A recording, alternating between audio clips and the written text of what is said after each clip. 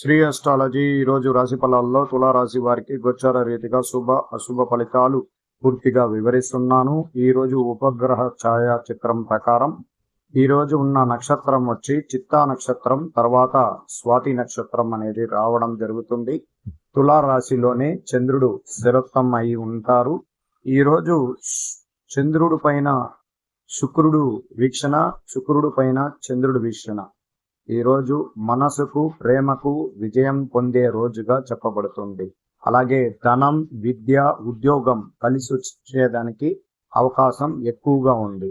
దూర ప్రాంతంలో ఉన్న బంధువులు, వాళ్ళ పలకరింపులు మీ మనసుకు తేజస్వంతంగా ఉండగలుగుతారు. ఎందుకు ఇంత మీకు అంత క్లియర్గా చెప్పగలుగుతున్నానంటే, ఈరోజు శుభగ్రహాధిపతి అయిన బుధ గ్రహం భాగ్యానికి వెళ్ళారు. అంటే ధన సంపాదనని అభివృద్ధి పరిచి అందరి కష్టాలు తీర్చేదానికి అవకాశం వచ్చినది. అందువల్ల చాలా ఆర్థికంగా చాలా ఇబ్బందుల్లో ఉండేవారు, మానసికంగా ఒత్తిడితో ఉండేవారు, ఉద్యోగ రీతిగా సమస్యలు మటుమాయమవుతుంది. అలాగే ఉద్యోగం లేని వారికి ఉద్యోగం కల్పిస్తారు బుధుడు. ఎవరింటికి వెళ్ళారు?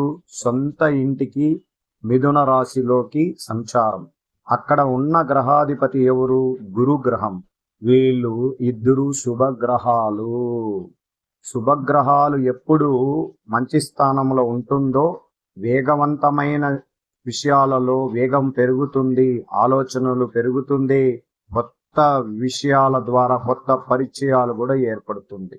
అది దీంట్లో ఉన్న ప్రత్యేకత అంటారు. ఎప్పుడైనా కానీ మనం జ్యోతిషపరమైన విషయాల్లోకి వచ్చేటప్పుడు ప్రతి ఒక నెలకు ఒకసారి ఒక్కొక్క గ్రహం మారుతూ ఉంటుంది. అలాగే ఈ శుభగ్రహాలు ఇక్కడ నుంచి అంటే దాదాపు మేషము నుంచి తదుపరి మీనరాశి వరకు తిరుగుతూ ఉంటారు.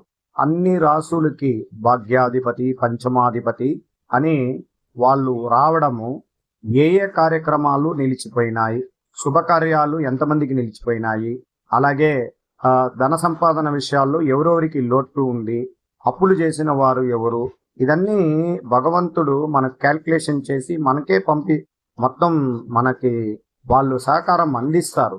కొద్దిమంది చెప్తుంటారు, నేను 5 నెలల తర్వాత డబ్బులు ఇస్తానండి, మీరేం దిగులు చెందకండి అంటాం. ఎంత ధైర్యం అండి? 5 నెలల తర్వాత ఇస్తానంటే అప్పటికి శుభగ్రహాల ద్వారా వాళ్ళు అనుకున్న విషయాలు జరిగిపోతాయి అని శాస్త్రాల్లో ఉంటాయి.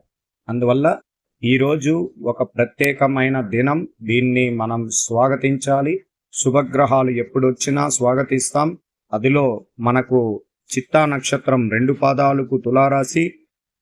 ఈ చిత్తా నక్షత్రం వాళ్ళకి అధికారకంగా డబ్బు, విద్య, ఉద్యోగ లాభాలు సమకూరుతాయి.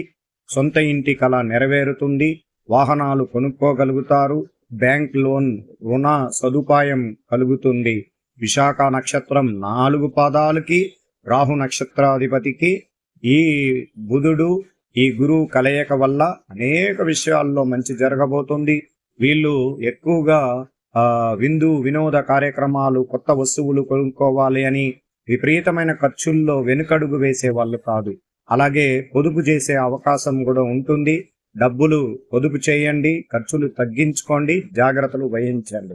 అలాగే విశాఖ నక్షత్రం వీళ్ళు చాలా క్రమశిక్షణ కలిగిన వాళ్ళు.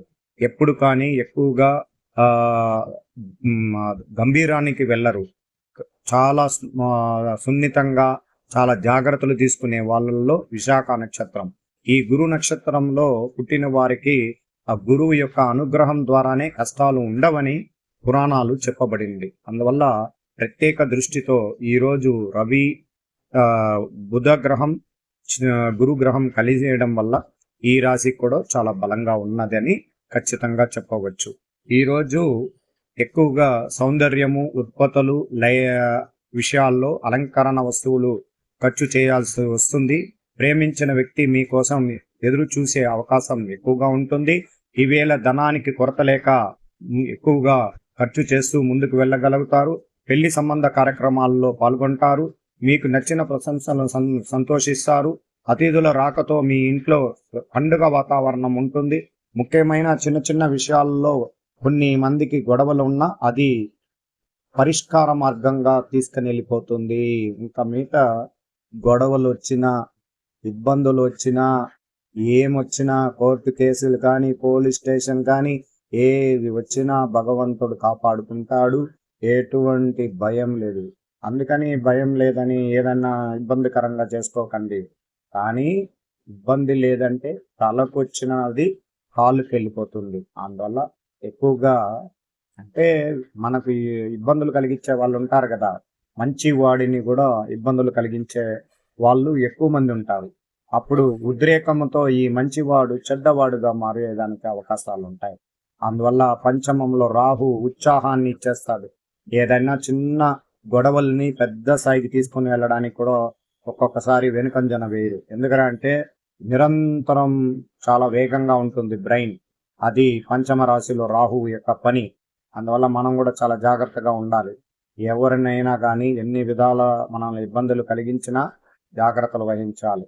మీరు ఎన్ని విధాలుగా అనుకూలమైన రోజుగా ఈ పనులు వాయిదా వేయాల్సిన అవసరం లేదు. అనుకున్న పనుల్లో చాలా వేగవంతంగా చేయండి. ధనం చేతిలో ఉన్న ఎందుకో సరిపోక ఇబ్బందులు పడినట్లు భావిస్తారు. ఆదాయాన్ని వృద్ధి చెందుకోవాలి. ఆశించిన ఫలితాలు దక్కుతాయి. ఎస్టేట్ వ్యాపారస్తులకు స్థిరంగా జరుగుతుంది. అలాగే షేర్ మార్కెట్లో ఉండే వాళ్ళకు ధన సంపాదన కలుగుతుంది. మ్యూచువల్ ఫండ్స్ని పొదుపు చేయండి. స్థిరాస్తుల్ని పెంపొందించుకోండి. అన్ని రంగాలలో విజయం పొందేలాగా మీకు ఒక సదా అవకాశం ఈ గ్రహాల యొక్క ఫలితం ఉండడం వల్ల మంచి ఇదిగా చేయండి. ఉద్యోగాల్లో చేరండి. వ్యాపార రంగాన్ని నూతనంగా అభివృద్ధి పరుచుకోండి. వ్యాపార రంగం అంటే మీరు చెప్పనవసరం లేదు. ఎన్నో రోజులుగా ఉర్రులు ఊగుతూ ఉంటారు. వ్యాపారం చిన్నదైనా నేను పెట్టుకుంటాను. చిన్న విషయాల్లో పూలు అమ్మే వాళ్ళు చాలా బలంగా సంపాదిస్తున్నారు.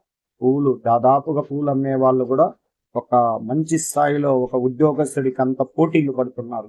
దైవం భక్తి పెరిగిపోయింది ప్రజల్లో. చాలా దైవానికి సంబంధించిన విషయం అంటే దేవుడు ఉన్నాడు అనే భావన ఎక్కువ మంది ఉన్నారు. వాళ్ళ నమ్మకం ఫలిస్తున్నది. అందువల్ల లక్ష్మీదేవి కటాక్షం మన ఇంట్లో తులారాశి వారికే ప్రత్యేకంగా వచ్చినది. సద్వినియోగం చేసుకోండి. అద్భుతమైన అవకాశాన్ని స్వాగతించి మీ ఇంట్లోనే మనకు మంచిగా ఉన్నప్పుడే మన ఇల్లు చక్కదిద్దు పెట్టుకోవాలి.